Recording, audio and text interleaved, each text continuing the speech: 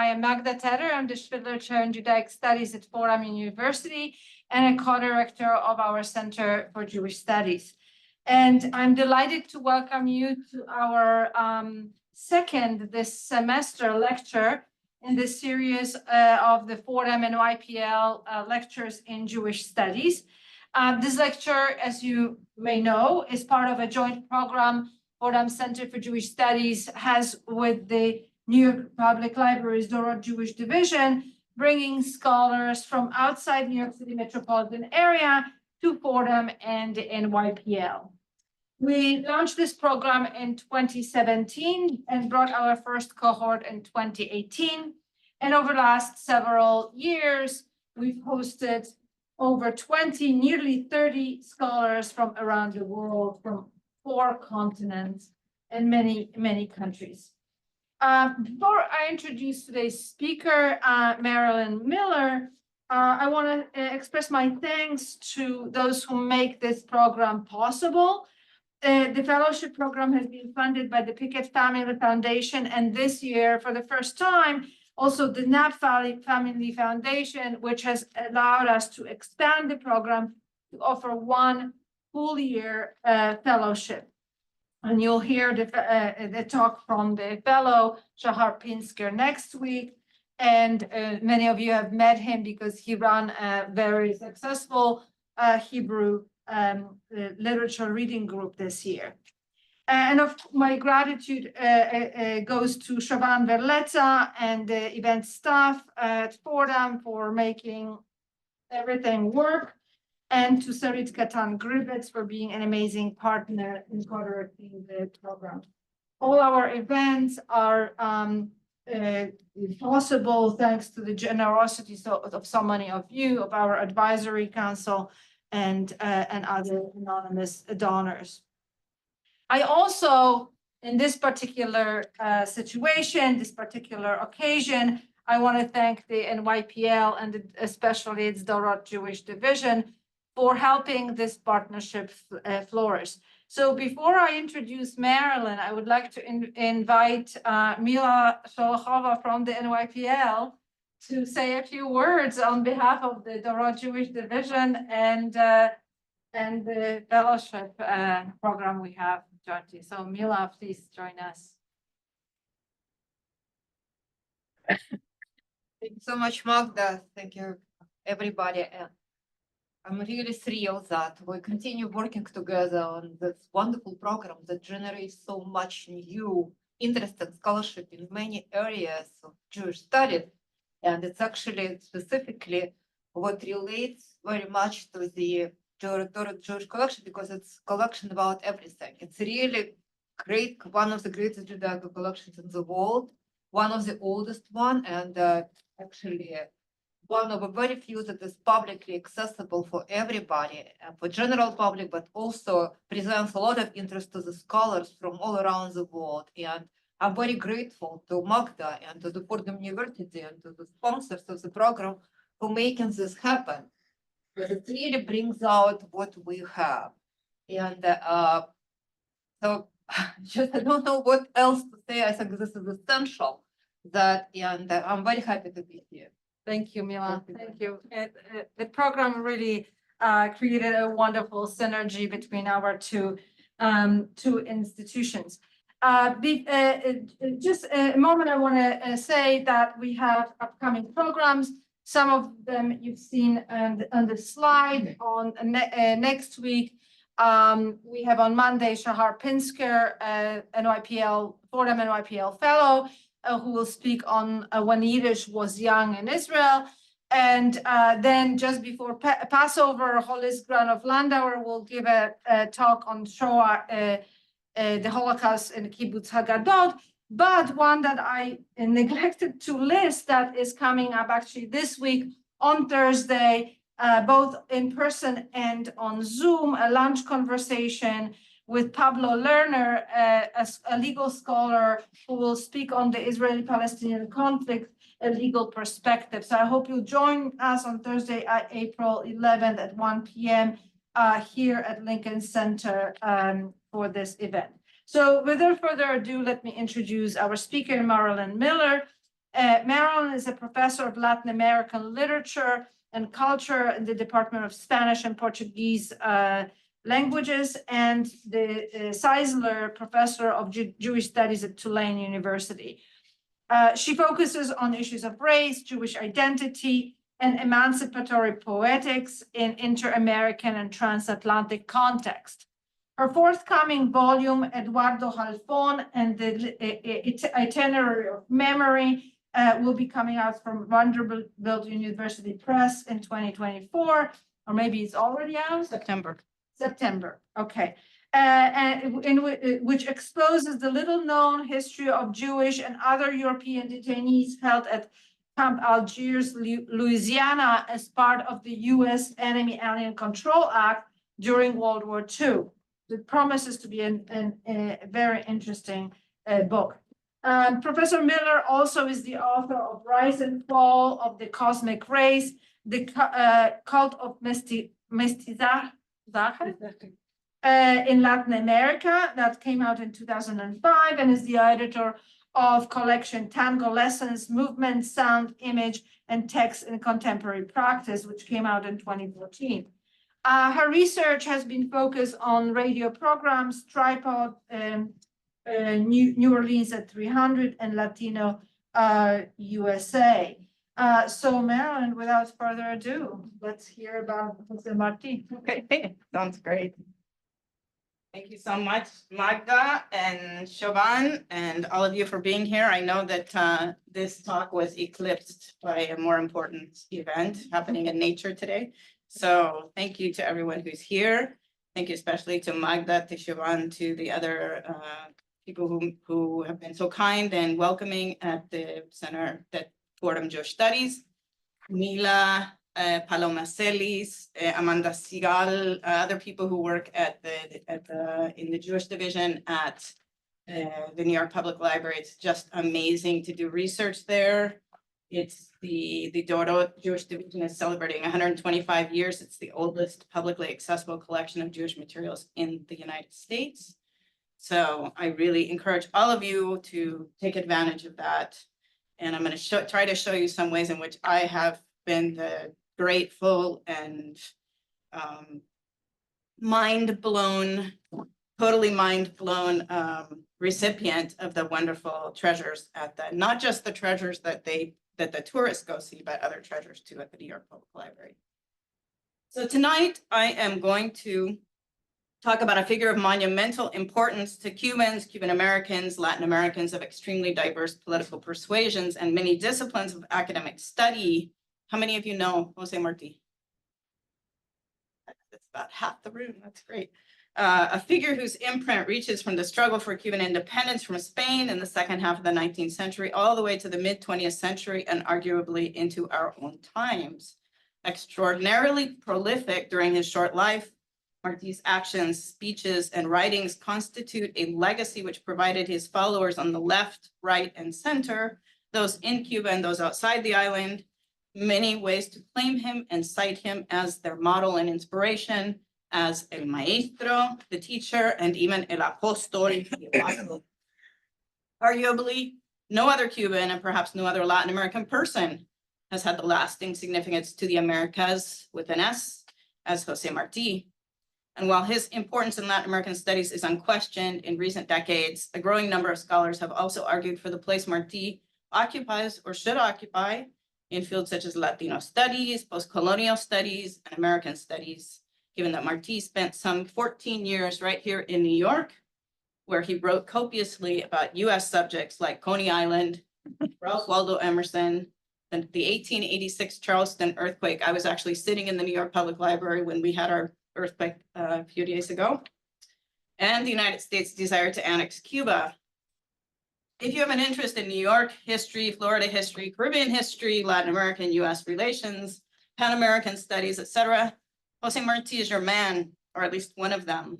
If, however, you are a student, teacher, or scholar of Jewish studies, which is the context for my talk today, you may have never heard of José Martí and are at this moment wondering what, if anything, Martí has to do with Jews or Jewish history.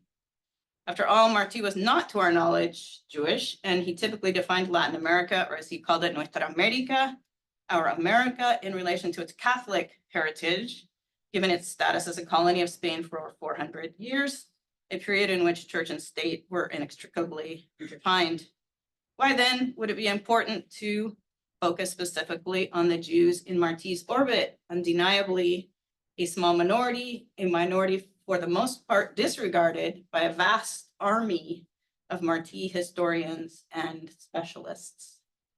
So today I'm going to argue for the Jews' importance to Martí and his legacy, and the importance of Martí and his legacy to the Jews. And to do so, I'm going to focus on 3 moments in which Cuban, Latin American, US, and Jewish history converge around the figure of Martí. The first of these moments occurs during Martí's lifetime, but moments 2 and 3 have to do more with Martí memory projects, collective efforts to recall and reaffirm Martí's significance long after his death. These 3 moments, although there are doubtless others, show us that Martí campaigned for Cuban independence from Spain, and his vision of a sovereign multiracial nation by all and for all resonated with his Jewish audiences in unique ways and echoed key elements of their own histories and experiences. Observing these unique interactions of Jewish individuals and communities with Martí the man or Martí the myth leads us to challenge the parameters and intellectual limitations of Jewish studies, American studies, and Latin American studies, and to rethink the connections between them.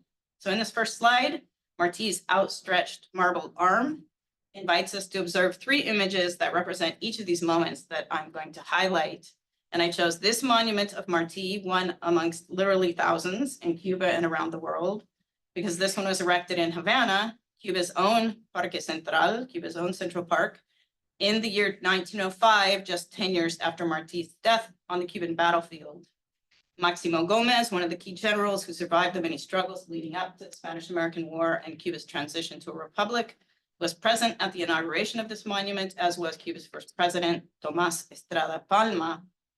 But the very sovereignty for which General Gómez had fought so tirelessly for 3 long decades was still in question, following the passage of the Platt Amendment in May of 1903, a treaty between the US and Cuba that on the one hand would protect Cuba from foreign intervention, while on the other authorized the US to itself intervene and control domestic and international affairs in the island.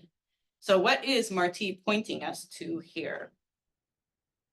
Moment 1 has to do with Jewish support for Martí and the efforts to bring about Cuba Libre, to free the island from its colonial relationship to Spain.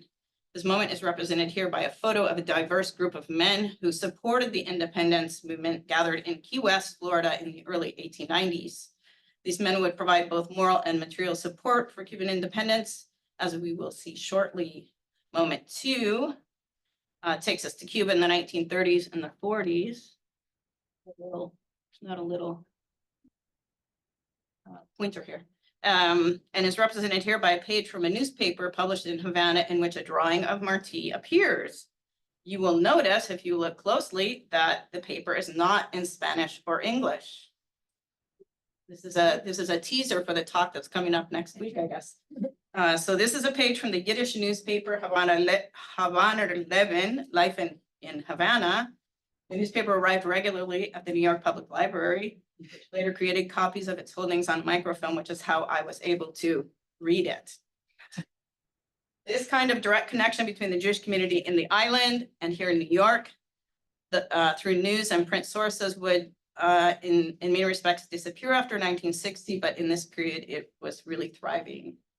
And so moment 3 is the mid-century moment, the 1950s, when thousands of people in Cuba and many other places celebrated the Martí centennial, the 100 years that had passed since Martí's birth in 1853, even if the man of flesh and bones had died in 1895 at the age of 42, fighting for a free Cuba. Here, a man named Marcos Maturin stands by his very own personal bust of Martí in the patio of his house located on Calle Curazao, number 16, in the Barrio Judío, or Jewish neighborhood of Old Havana. Maturin served as a librarian and historian of the Jewish community in Havana for many years. And as this photo suggests, he was also obsessed with the figure and ideas of José Martí.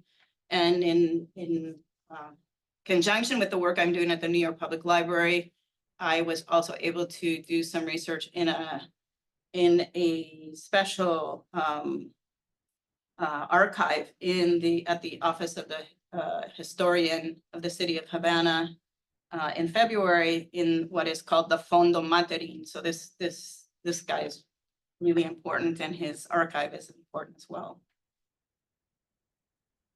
So as I noted, there are statues and other monuments to Martí all over the world, but since we are here in New York, and since Esther Allen has now come in, and we're here by 59, I didn't want to bypass the opportunity to allude to one of the most famous of them, the controversial statue of Martí falling from his horse, created by sculptor Anna Hyatt Huntington and erected in New York Central Park in 1965. How many of you knew Martí was in Central Park?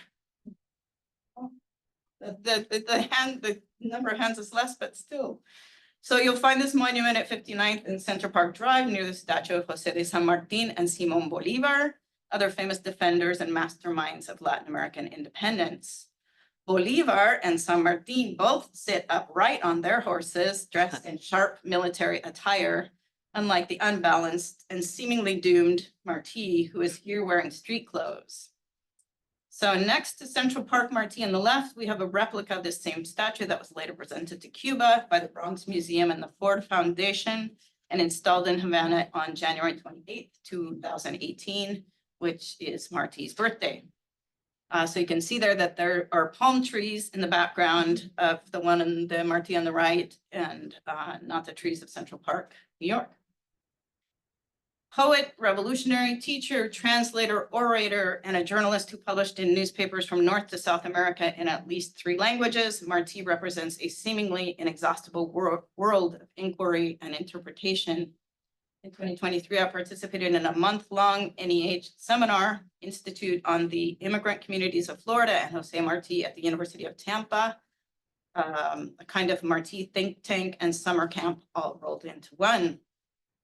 Shout out to James Lopez, who directs that at the University of Tampa. And there we focused on the speeches that Martí gave in Key West and Tampa during the heyday of the cigar factories, where many Cuban exiles worked during the period of Cuba's long fight for independence. And since I live in New Orleans, I have also analyzed the news stories Martí wrote about the 2 dramatic events that occurred there. One, the lynching of 11 Italians in New Orleans in March of 1891, which is still the largest single mass lynching in American history. The second event was a bare knuckle boxing match that took place outside the New Orleans city limits. It was illegal to do it in the city, and Martí denounced that fight as coarse and violent. My point here is that Martí remains a larger-than-life figure and monumental presence, even if devotion to him and his history has become largely symbolic. One notable, if obvious, example of this is that the late Fidel Castro, himself born well after Martí had died, nonetheless credited the 19th century leader as the intellectual author of the revolutionary movement that in 1959 ushered in the government that remains in power in Cuba today. Yet the Martí statues that proliferate in Cuba in materials that range from marble to mass-produced plastic are often hardly noticed by Cuban passersby. So what questions am I asking about each of these 3 moments, and what are the principal sources I'm using to help me answer them? For moment 1, I'm asking, who were the Jews to Martí, and who was Martí to the Jews? What were his interactions with los hebreos? That was the word that would have been used in Spanish most frequently in his era. What did Martí write about the Jews? And for these questions, I'm looking at his places where he mentions them in his complete works, excuse me, and in his New York Spanish language newspaper, Patria. For moment 2, which focuses on the 1930s and 40s, punctuated by the rise of Nazism and antisemitism, I'm tracking where Martí appears in the Yiddish press and in books in Yiddish published in Cuba.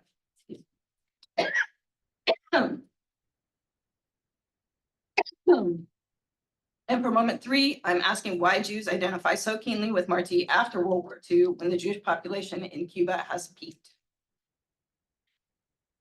My sources for this last moment are a series of publications by Jewish organizations like the B'nai B'rith chapter in Cuba. Who knew there was a B'nai B'rith chapter in Cuba? And the, excuse me, Agrupación Cultural Hebreo-Cubana, a Jewish Cuban cultural group that, amongst other titles, produced a series of books and pamphlets under the banner Martí visto por los hebreos, Martí as seen by the Jews. So returning now more detail to each of these periods, we have for a moment one, this portrait of some really serious looking gentleman. Ignoring for a moment the text at the bottom right, what do you notice about the men in this picture?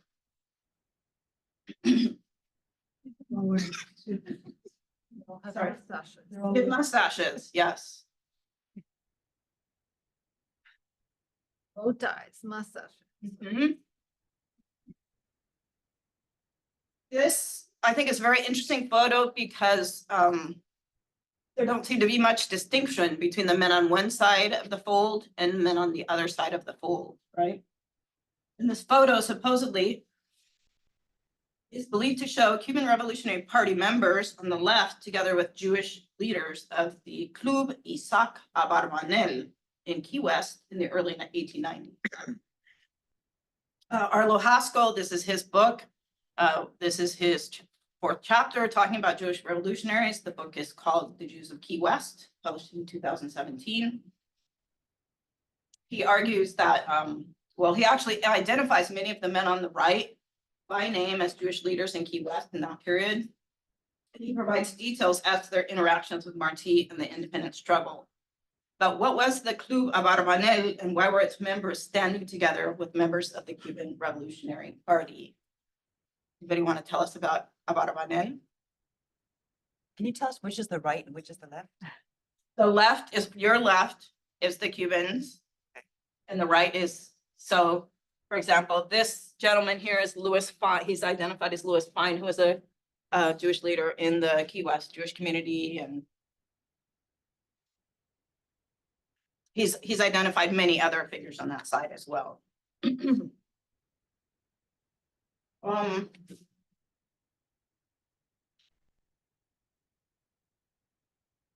Here we have, if we've looked at them enough, here we have the December 10th, 1892 announcement in a supplement of Martí's own New York-based Spanish language newspaper Patria of the formation of the group of Jewish supporters of Cuban independence called the Club Abarbanel, a name which goes all the way back to the Spanish Inquisition in the late 15th century.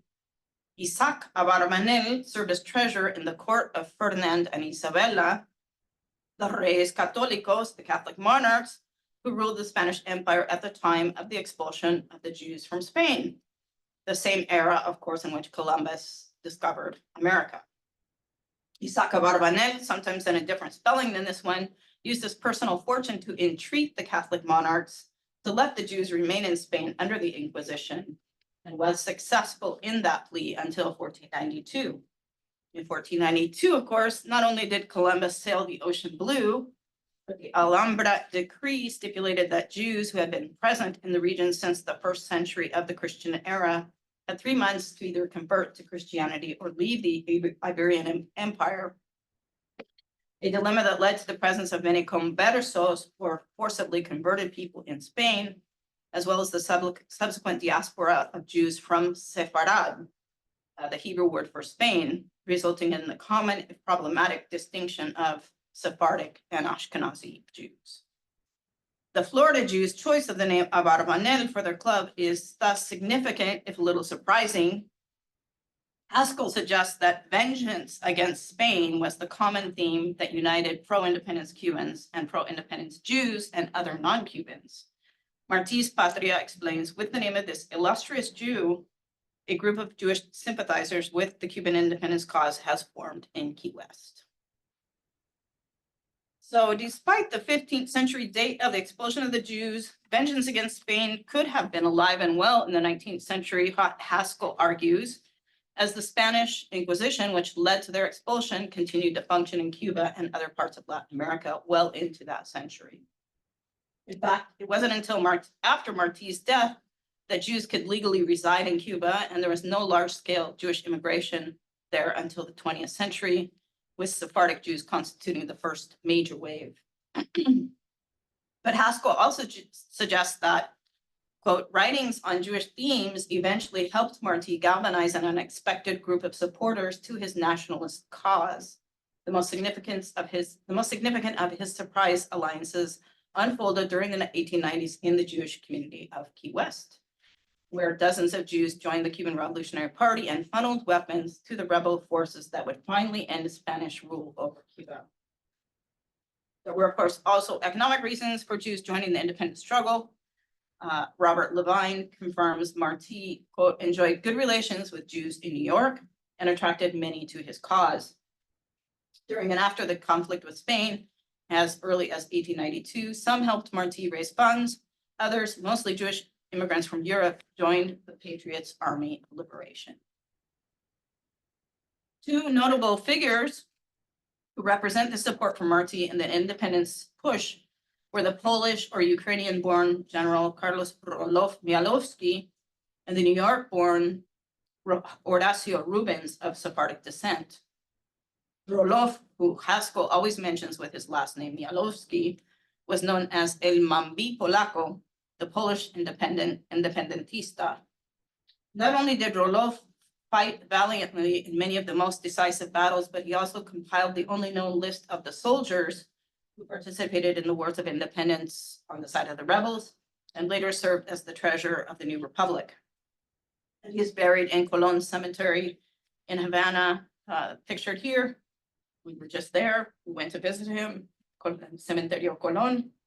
And Horacio Rubens, a Columbia University educated lawyer, helped Martí defend the Cuban tobacco workers in Key West and organized and provided arms to the Cuban insurgents during the 1895 to 1898 Cuban War of Independence. In 1932, Rubens published a book called Liberty, the Story of Cuba, based on his own proximity to Martí and participation in the independence struggle. In it, he very emphatically insists that it was in Key West, not in Cuba, where decisive action led to the ultimate victory of 1898. So keep these names of Roloff and Rubens in your back pocket. We might encounter them again later in this talk. So we've seen how in this first moment, Jews living in the United States, many of them immigrants from Europe, supported Martí and his vision for Cuba Libre in real ways, such as buying and transporting weapons and serving in the rebel forces. But let's also look briefly at the legacy of anti-racist ideals and ideas that Martí left in his writings that would remain significant for Afro-Cubans, Jews, and others long after Martí's death. We don't have time today to delve into all these writings or to acknowledge many good studies that question whether it makes sense or not to consider Martí an anti-racist. Nor will we explore how the United States and Cuban elites undermined the ideals of the raceless nation and Cuba Libre that Martí championed once Cuba gained its independence. In his own time, remember that Martí was born in 1853, and slavery was not abolished in Cuba until 1886. Slavery and racism were endemic in Cuban society and embedded in the independence struggle itself, which was riddled with internal contradictions, doubts about racial others, and discriminatory practices. Martí's defense of solidarity between Black and white revolutionaries was both idealistic and pragmatic, as he did not believe the war could be won without the two sides joining together in the struggle. But however much he was driven by pragmatism, Martí's defense of racial fraternity and common cause was radical in his time, as most white intellectuals subscribed to scientific racism that confirmed the inferiority of non-white peoples and thus provided an empirical excuse for their unequal treatment of Africans and their descendants. In the 1891 essay, Nuestra América, Our America, José Martí famously rejected the idea of race as a biological fact. No hay odio de razas porque no hay razas. There's no race hatred because there is no race. But it is in the 1893 essay, Mi Raza, My Race, considered by many scholars to be the fullest development of his anti-racist ideas, that Martí formulates a series of original proposals for a solution to racism and proclaims a spiritual identity shared by all people, repudiating arguments for racial superiority. So Martí begins Mi Raza, this essay, by warning that the term racist has become a confusing one and needs to be clarified. Then in the second sentence, he writes, el hombre no tiene ningún derecho especial porque pertenezca a una raza u otra. Dígase hombre, ya se dicen todos los derechos. No man has any special rights because he belongs to one race or another. Say man, and all rights have been stated. By the way, the translator is sitting in the room. So shout out to Esther Allen for her translation, which is this beautiful translation. As we will see, the influence of this sentence alone will reach far into the future, and this is not the only time we will see it cited in this presentation. So let's look now at moment 2, the appearance of Martí in the Cuban press in Yiddish. The newspaper Havana Levin, please correct me if you're a Yiddish speaker. Vida Habanera in Spanish or Life in Havana in English was published in Cuba for almost 30 years, from 1932 to 1960, mostly in Yiddish, but appearing also at moments incorporating articles in Spanish, English, and even German. The newspaper appeared weekly between 1932 and 1937, and then twice weekly after that. It became more fully bilingual Yiddish and Spanish in 1950. The newspaper's founders, editors, and many of its contributors proved to be ardent supporters of Martí and his ideas, in particular, co-founder Eliezer Aronowski, a Polish immigrant who became known as Cuba's greatest Jewish poet. Aronowski was a founder of the first Yiddish writers group in the island, a contributor to the first Cuban Yiddish monthly magazine, and a regular contributor to Havana Levin. Editor Sender Kaplan was another key figure who was active in Cuban Jewish organizations and from the early 30s until 1960. And Havana Levin, the newspaper, also published a yearly almanac, which is another key source on the history of the Jewish community in Cuba during this period. So is it a safe guess to assume that the majority of people in the room and on Zoom don't read Yiddish? There's a person here, thank you. I regretfully admit that neither do I, but with the Google Translate function on my trusty mobile device, I can use my phone's camera to hover over a text and read it, sort of, though the quality of the translation is questionable. So if you would like to intervene and tell me more about what these resources that we're looking at, I would very much appreciate it.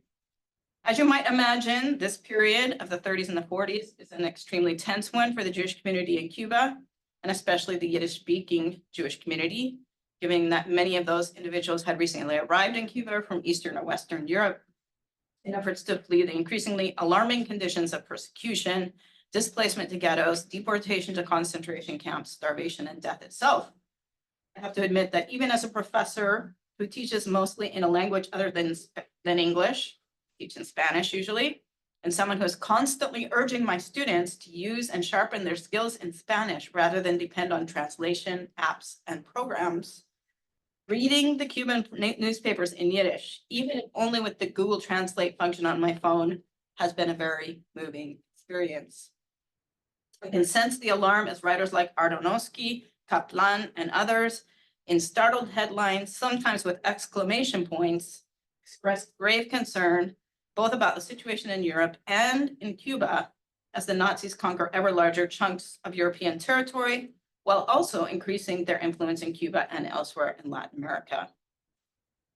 Despite Cuba's longstanding reputation as a place where Jews were welcomed and rarely experienced anti-Semitism or racism, at least from the 20th century forward, I find substantial evidence of Jews experiencing anti-Semitism both globally and locally in its Yiddish newspapers. On February 20th, 1937, we see an editorial cartoon of a man standing on a swastika. December 22nd, 1937, an article about the virulently anti-Semitic text, The Protocols of the Elders of Zion, being published in Italy. On May 3rd, 1938, a front page headline that Jewish leaders will meet with the military leader, Fulgencio Batista, regarding an upsurge in anti-Semitic activity in Cuba. July 7, 1938, the headline, Anti-Semitism and Nazism in Cuba. And June 2nd, 1939, which describes the dark day that a ship named the St. Louis came into Havana Harbor after crossing the Atlantic with more than 900 desperate Jewish men, women, and children on board, only to be refused entry and told to return to Europe. We also know that at different moments beginning in 1932, anti-Semitic critics on several occasions attacked Havana 11 and its editors as leftist or anti-Cuban. One, Jose Ignacio Rivero, an influential radio personality and publisher of the Havana newspapers Alerta, Avance, and Diario de la Marina, focused on stopping Jewish immigration, calling the Jews fleeing the Axis powers human garbage. End quote. Both Aronofsky and Kaplan were arrested at different moments for their work on the paper, and Kaplan was detained for a period of 4 weeks. So in the first article that you have there, that I've chosen for this slide from February of 1937, we see the telltale swastika signaling the rise of Nazism in Europe. And yet, as you can see from the other two images I've chosen for the slide, images of Martí also appear repeatedly in Havana 11 in the same period, often right alongside these other articles full of anxiety and urgency about what is happening to Jews at the local and the global level. In the middle image here from April 10th, 1937, the editors are lauding the installation of a new monument to Martí. Any ideas where? So a Jewish newspaper in Havana here is celebrating in Yiddish the installation of a statue to Martí in Key West, where, as we know from moment one, Jews were involved both financially and strategically in the ultimate success of the fight for Cuban independence. The third image from Havana 11 I've shared here is obviously about Martí. We have this nice drawing of him, one that has appeared already in many previous occasions in the paper, usually in relation to his birthday, always an opportunity to laud the man in his defense of the full humanity of all persons. This date, May 23rd, 1938, does not correspond to Martí's birthday in January, so why is he gracing these pages? Any ideas? Our friend who speaks Yiddish can perhaps make some of this out. Can't see that far. So. As the caption notes, for readers of Yiddish at least, we have all just celebrated on May 19th the death on the battlefield of the great Cuban thinker José Martí, the father of the Republic who gave his life for Cuba Libre. But again, why trot out Martí long dead when people are worried about World War, about their own situation in Cuba, and about the terrible plight of their loved ones in Europe? Here on this very page, this last page on the slide, right under the image of Martí, a headline that warns of Nazi expansions in South America. So it's clear that already by the late 1930s, Martí as a person and Martí as a thinker is someone Jews in Cuba understand to be not just a monument to Cuban history, but a repository of ideas and ideals that relate specifically to them. You could say that Martí is not just our man in Havana, he is also our mensch in Havana. As Leo Rosta notes in The Joys of Yiddish, a mensch is someone to admire and emulate, someone of noble character. The key to being a real mensch is nothing less than character, rectitude, dignity, a sense of what is right, responsible, decorous. And for reasons that aren't entirely clear to me yet, Jews in this period consider Martí to be their advocate, someone who understood their history and their plight, someone for whom the rise of anti-Semitism in Cuba or the rise of Nazism in South America would have mattered. I think that moment 3 will give us some more clues as to why the Jewish community interprets Martí in this way. But first, I want to show you one more remarkable thing that appears both in Havana 11, the Yiddish newspaper, and a standalone publication in Cuba in relation to the Holocaust itself.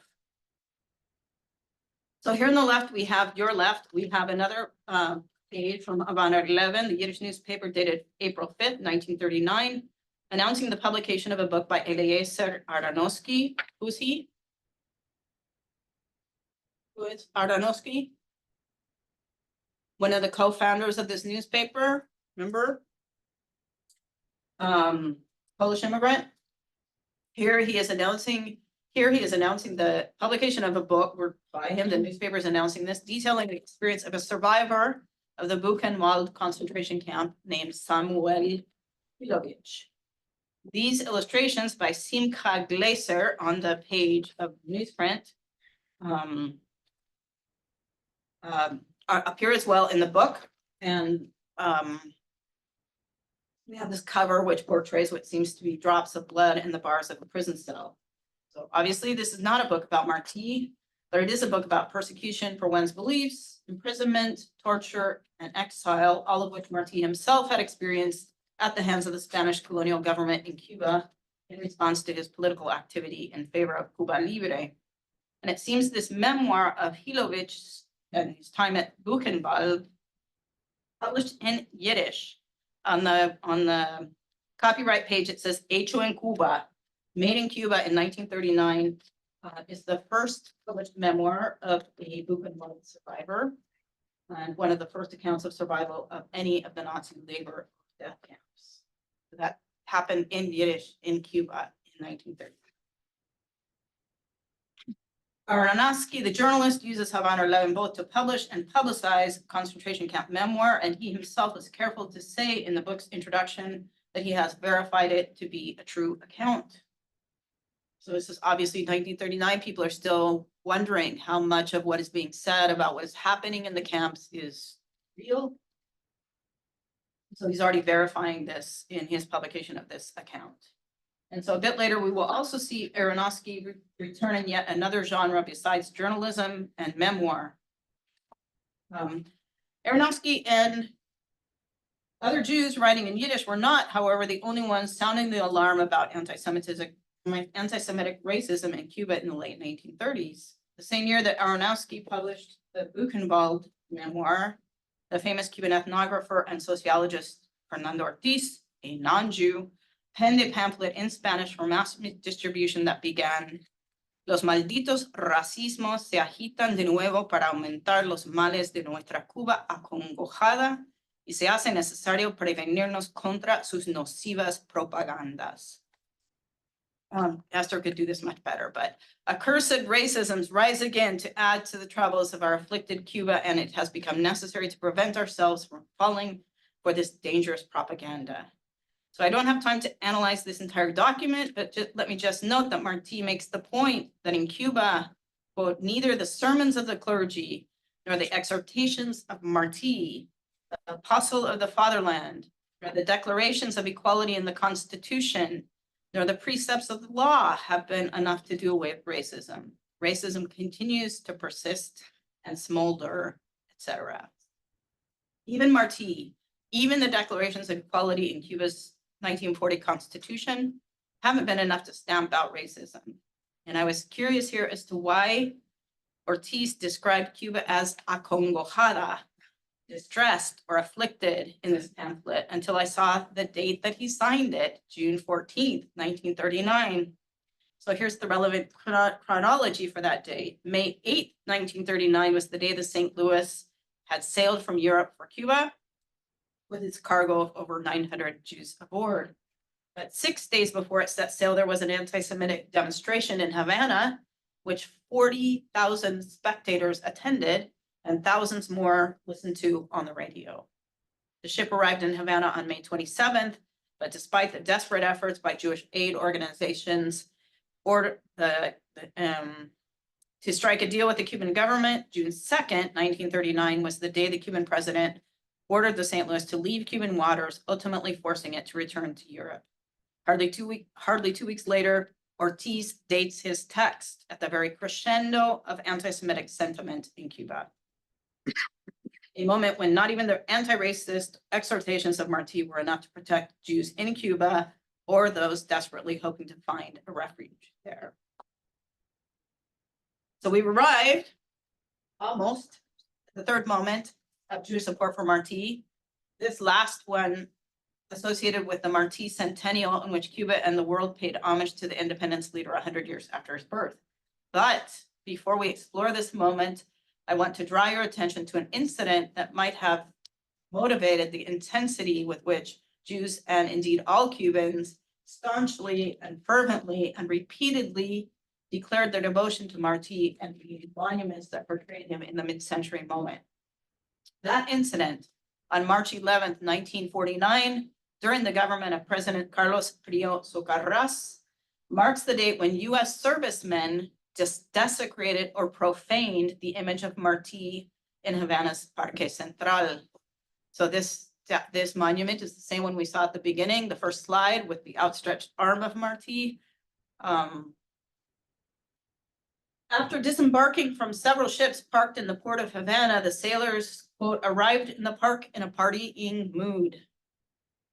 A few of them started to climb the monument to Cuba's national hero, to the horror of the crowd of Cubans that soon gathered. Citizen sentiment understandably bristled when the most intrepid climber, that guy, you know, that one on the top, decided to urinate on Martí's head. 3 crew members of the USS Rodman were implicated in this incident and questioned by Cuban police. What happened in reaction to this incident is central to contemporary Cuban history, as the following day, a law student named Fidel Castro and other members of the Federation of University Students gathered at the Plaza de Armas in front of the US Embassy and angrily protested the desecration of Martí, a protest that was brutally repressed by the Cuban police. Robert Butler, the US ambassador in Havana, did place a floral wreath on the Martí monument, and he did deliver an apology of sorts to the Cuban public, but few people heard it and seemed to forget in the course of his apology the name of the person the statue commemorated. On Sunday, March 13th, 1949, a Navy War Council decided only to discipline Richard Choinsky, the urinator, to 15 days in the holding cells of the USS Rodman, which that very day fled Havana Harbor with the rest of the fleet. Accounts of the prank in the Cuban newspaper were censored, and as we have noted, the protest rally with Castro and other young activists was repressed. In the editorial cartoon that you see on this slide, Cuban authorities bow to the whip-bearing Ambassador Butler and his version of the event, or non-event, depending on your point of view, against the backdrop of the desecrated Martí. But there were pictures to prove what happened, pictures that still exist. Is it too much of a stretch to suggest that the Cuban Revolution wouldn't have happened if drunk American soldiers hadn't pissed on Martí? In any case, while this incident may have been forgotten in the US, the Cubans remember it vividly, and every year in March, it reappears in the Cuban news sources as continuing proof of the United States' disrespect, dishonesty, and refusal to recognize Cuban sovereignty. So this event of the Cuban desecration of Martí's likeness in 1949 stands in stark contrast to the colossal consecration of the man and the mensch in the mid-century moment, as Cubans and Martí fans worldwide celebrated his life and legacy inside and outside the island.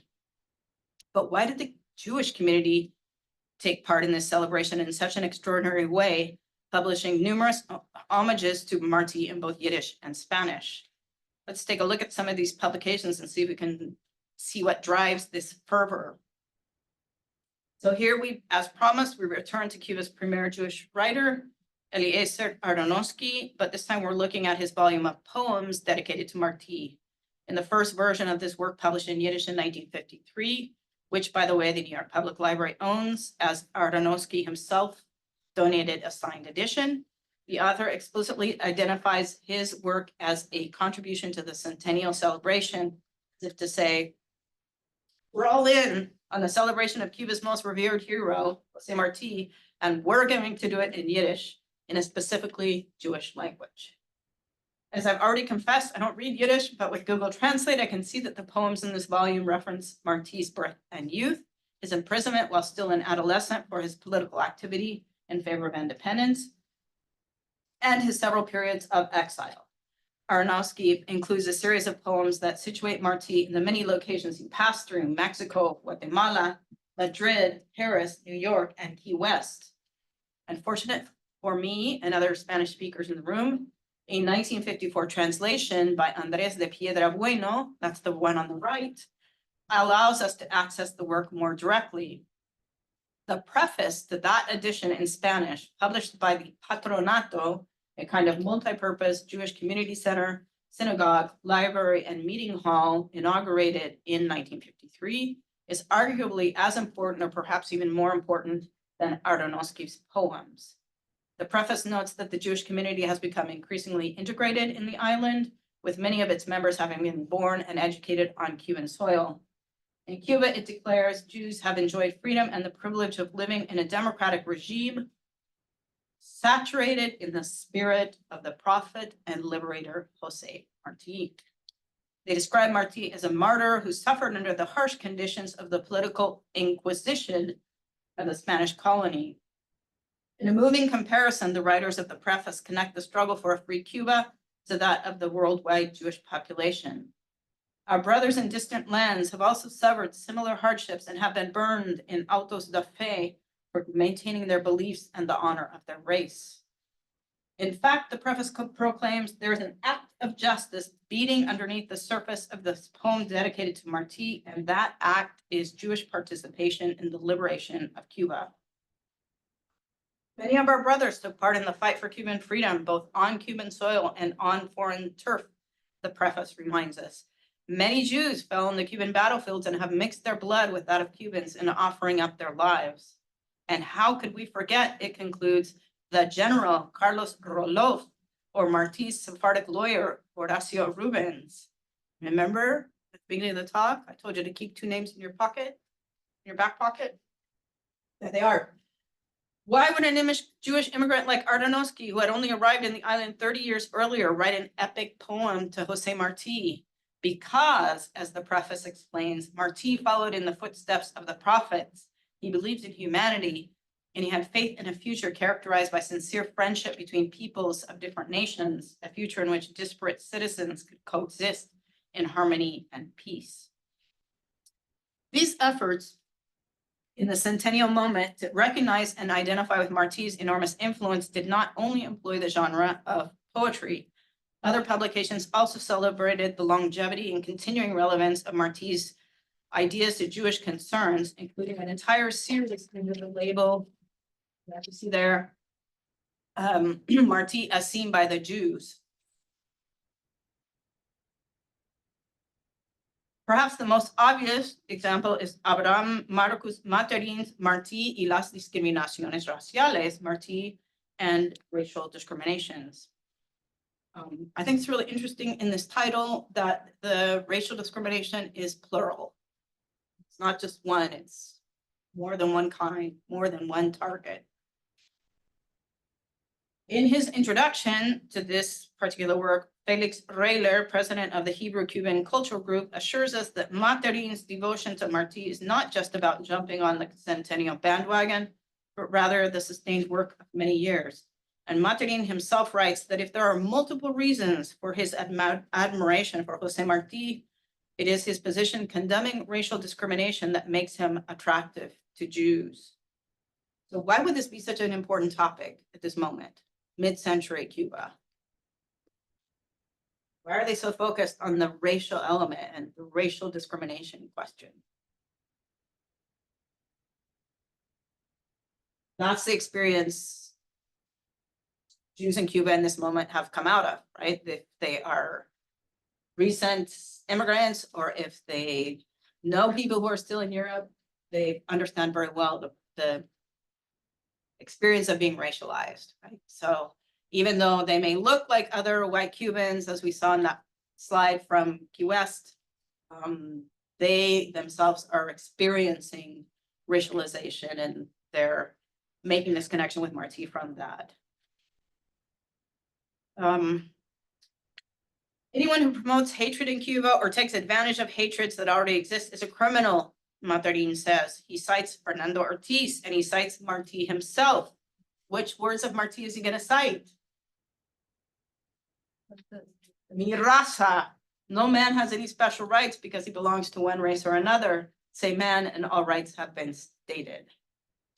So with more time, I could go into more detail about each of these interesting publications on this page, many of which are owned by the New York Public Library in Yiddish.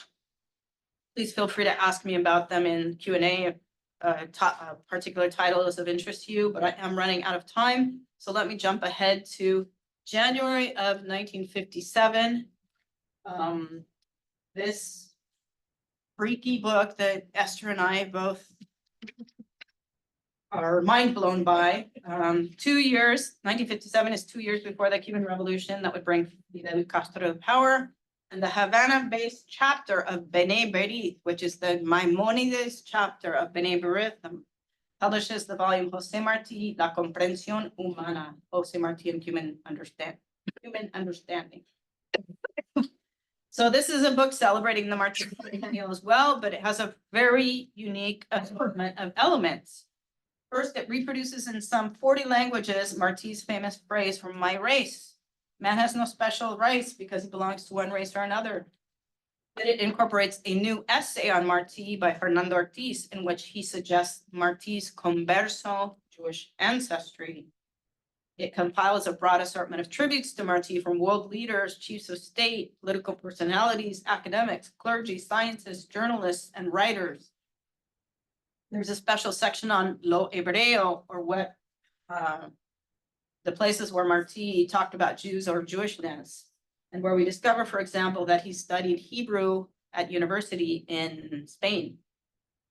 And finally, the volume retells the story of Jewish involvement in Cuban history from Martí's lifetime forward.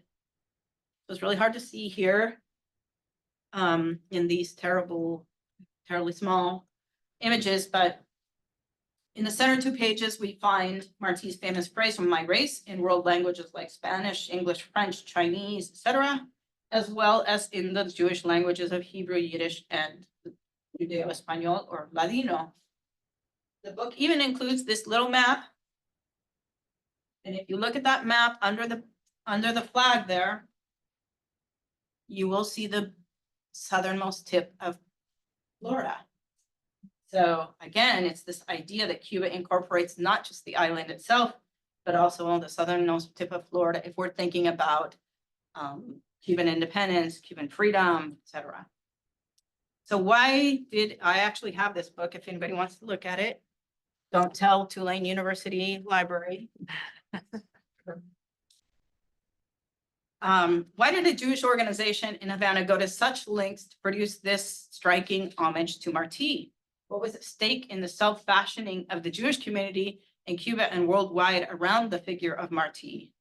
I'm still working on these questions, but I hope to have shown in this brief tour through 3 historical moments that the Jewish community, if we can speak of a Jewish community, that its relationship to Martí wasn't just the case of a few Jews in Key West finding a common cause with Martí and their mutual resentment over mistreatment at the hands of Spain. Nor was it just the story of a few Jewish editors remembering Martí on the pages of their Yiddish language Cuban newspaper on his birthday each year. Even the mid-century moment, when a remarkable group of authors contributed to the Martí Centennial with a unique series of publications situating El Maestro in relation to the racism, antisemitism, displacement, and dispossession that they and their families were experiencing during the rise of Nazism and the Holocaust itself. Even this moment does not tell us the whole story of the Jews in Cuba or of Cuba and the Jews and Martí's role in these relationships.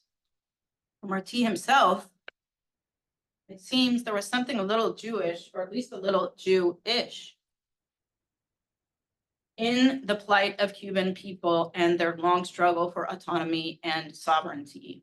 Somos un tanto hebreos en punto a fortuna y esperamos siempre a un Mesías que nunca llega. We're a little Jewish as our luck goes, and we're always waiting for a Messiah who never comes. Y no hay más que un modo de ver llegar al Mesías y es esculpirlo con sus propias manos. There's only one way to see the Messiah arrive, and that is to sculpt him with your own hands. And these 2 photos here, Materin, I put as a sort of my own homage to the Materin archive in Havana. Here, of course, and he's at a fancy event, and he's speaking under the portrait of José Martí with the Israeli flag and the Cuban flag flanking him. And then back in his patio at 16 Curaçao Street in Old Havana, in the Jewish quarter of Old Havana, and he's got this interesting Martí mosaic monument beside him. So thank you very much.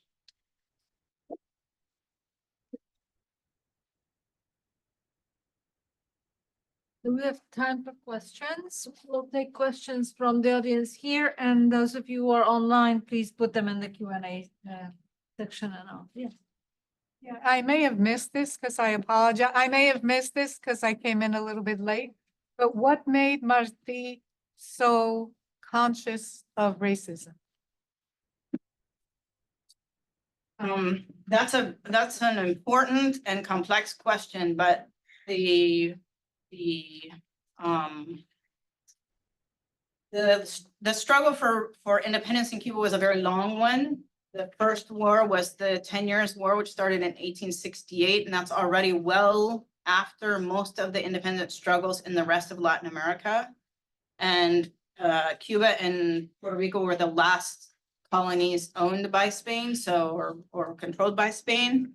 So he's trying to figure out in a slave society how to get independence, and he sees that the only way to do this is with blacks and whites fighting together against the colonial power. And this is a very hard thing to convince Cubans of, because they have the idea of the Haitian Revolution in mind, and they're worried that if you put a gun in a black man's hands, what's going to happen? If you arm black men, what is going to happen? So part of this whole campaign to talk about the equality of persons is also strategic or pragmatic, in the sense that he wants blacks and whites to be able to fight together. If in fact we're going to get Cuban independence, it can only happen in this way. Thank you. You know, this is a fascinating talk. I learned a great deal about it. I mean, I came all the way from New Jersey just to listen to this, because it's Thank you. pretty exotic, and in a very positive sense. But I'm still puzzled. I mean, did he write anything at all about the Jews in particular? Because you have given a talk about, and it makes great sense, the argument that you have presented, that how the Jews embrace Martí, because all his humanistic Yes. views there. But somehow, did he write anything about it? Yeah, thank you for the question. There are a few people who have studied the references in Martí's works to Jews or Jewish topics, and there are several references. I wouldn't say many references, but there are several references. He talks about Hanukkah, and he talks about the Russian immigrants, the plight of Russian immigrants who are coming into the United States in his moment, right at the end of the 19th century. He has an essay on Carlos Orloff, who says, you know, he makes of his religion a patria, he makes of his religion a homeland. So he's talking about Jewishness in terms of this particular person. Maritza Corrales Capistrano is one of the people who's studied very closely every mention of the Jews in Martí's works, and that work has kind of been done. So I will draw on that when I expand this project, but for my purposes, I was more interested in a sort of collective response to Martí, and to take it further from those few mentions of, you know, that he has. And of course, this one is perhaps the most famous, right? This last one on this slide of "Somos un tanto hebreos," no? And there is kind of a joke about Cubans being the Jews of the Caribbean or something like this, you know, always in movement, and you know, always waiting for the Messiah, the leader, to come. So thank you for the question. Thanks.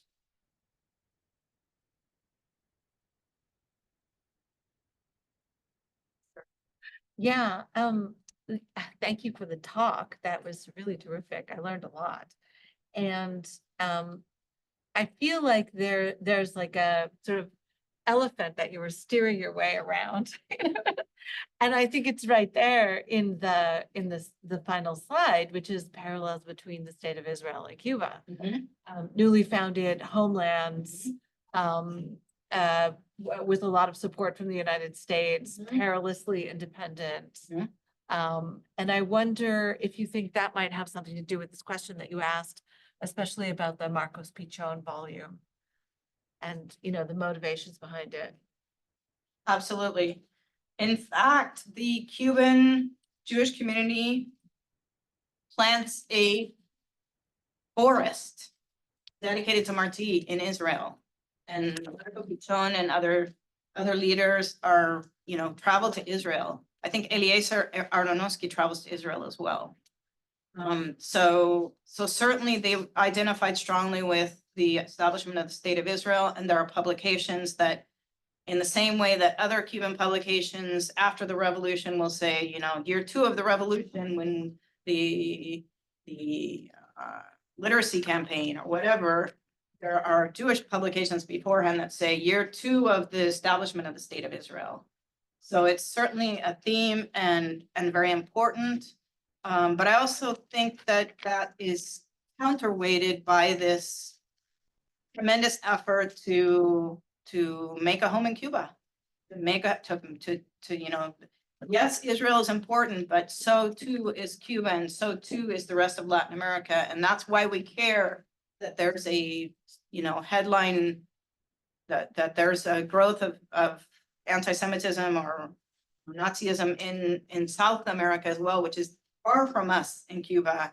And yet, this is the situation of our brothers in Latin America. So I really think that it's interesting, this global, local focus that's happening for the Jewish community in this period.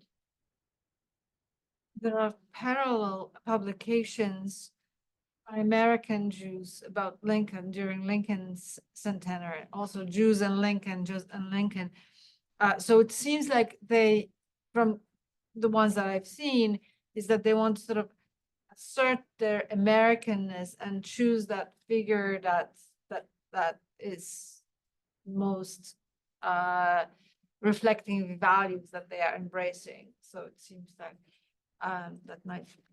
So it's Absolutely. This is the best way to say we're Cubans. Right? These are recent immigrants or children of immigrants, so it's very important to establish their Cubanness. But the fact that they're doing it in a Yiddish newspaper is also, this is important to us. This is important to us as Jews. This is not just, this is not just about posturing in front of other Cubans to show that we're also, does it, worthy to be considered Cubans. if it filters into other Yiddish press, not in Cuba, not the Habanera 11, but other, whether the forwards in New York, how is he covered by Yiddish press in New York when he is, for instance, in New York? That's a Or great question. Yiddish press in Argentina or something Yeah. like that? Is it just a sort of Jewish Cuban affair, or is it also a Jewish affair? This text here, where it says Martí el Quijote de la Manigua, that's kind of brownish. This text is by somebody named Cesar Tiempo, who is an Argentine. And so he is publishing under this, the Hebrew Cuban cultural group, and he's publishing under Martí as seen by the Jews, but as an Argentine in a Cuban publication. So I think if I do more research, I would find more cases like that. But the fact that these newspapers were coming to New York, arriving regularly to the New York Public Library is. Yeah, that's actually a question, whether when it arrived to New York Public Library and to New York. Weekly, I guess. So it was they subscribed, they were buying. Yes, yeah. So, There's a question from the audience, whether you could, someone says I'm told that many of the Jews in Key West were Romanina Jews and merchants. Would that have influenced them more towards love of independence? yes. I highly recommend Arlo Haskell on that, because I think that he identifies many of these cigar factory owners as Romanian. And of course, if you go back far enough, the Romanian population in part is a Sephardic population coming from the expulsion of the Jews at the end of the 15th century. So That's fascinating, that sort of use of memory that is so old to in the anti-Spanish struggle. That's very, very interesting. Any other questions here? Isn't it interesting, though, that the newspapers were sent to New York? Can you explain? I'm sorry, I didn't hear the last You part. said the newspapers, they were coming to New York, and I Yeah. thought that was interesting. Yeah. Can you explain that? Well, circulation between the US and Cuba was very, common and frequent, and, they made new Chevrolets and tested them out in Cuba. They went for the weekend and tested the cars in Cuba. I mean, it's hard for us to realize how much traffic in all senses there was between Cuba and the US, before 1959. But part of that, you can see that the Cuban Jewish press was part of that. Most 95% of the Cuban population leaves Cuba within the first few years of the revolution. So that also dries up, that connection dries up. Don't you also think? Senator Kaplan leaves. Materin, the person who stays and becomes the librarian of the Jewish community and a historian of sorts, is one of the few people who stays in the island, and he did a interview with somebody in Miami in 1982 and died in 1983. But it's interesting that even the interview he does about his life in Cuba as a Jew, he does here in the United States. And also, I want to say something else. Don't you think that it was ironic that this revolution was a very negative, instead of being a positive revolution, it was negative in the sense that all the people that left? It's interesting. I don't think that there's necessarily just one narrative, because early on there were important individuals, Jewish individuals, who participated in the early stages of the revolution with Fidel. And the ideals of the early revolution were ideals that some Jews shared.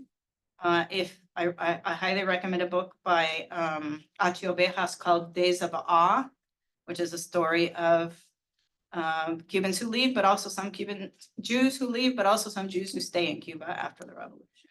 So it's not totally homogenous, even though there is this overwhelming percentage of Jews who do leave ultimately.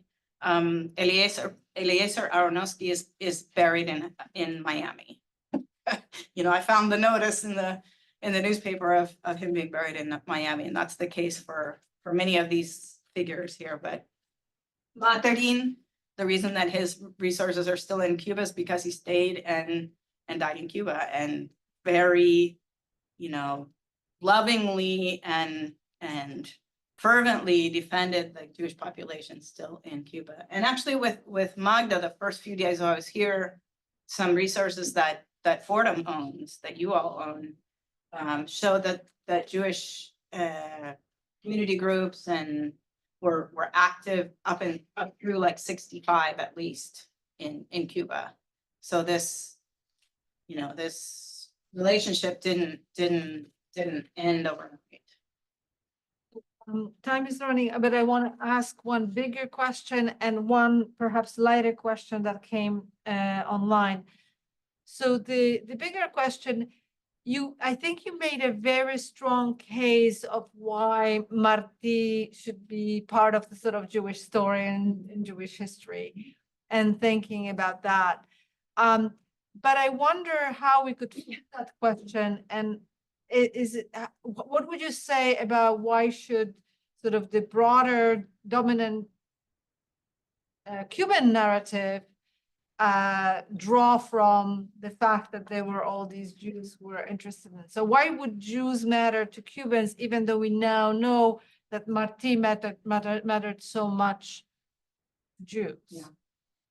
That question is answered by in relation to the comment of the person who just spoke. So it's, for me, one of the sort of tragedies of the Cuban Revolution is not just Jews left or felt the need to leave Cuba, but also that story has been erased. So that I feel is why we need to do this kind of work. And there are people who are doing this work, so. And so we'll close with a question asking you to comment on the words of Guantanamera, which the person asking says, Martí is sometimes said to have written. Oh, No, It's verso no, sencillo. it pulls from his poetry. He didn't write the words to the song, but verses from his versos sencillos are repurposed, remixed in Guantanamera, so Okay. yes. all right. But it, along those lines, I mean, there's an essay by Tom Miller, who talks about even Fidel Castro could have Jewish ancestry, you know, so there are lots of ways to take this further. But thank you so much. Thank you so much. Thank you.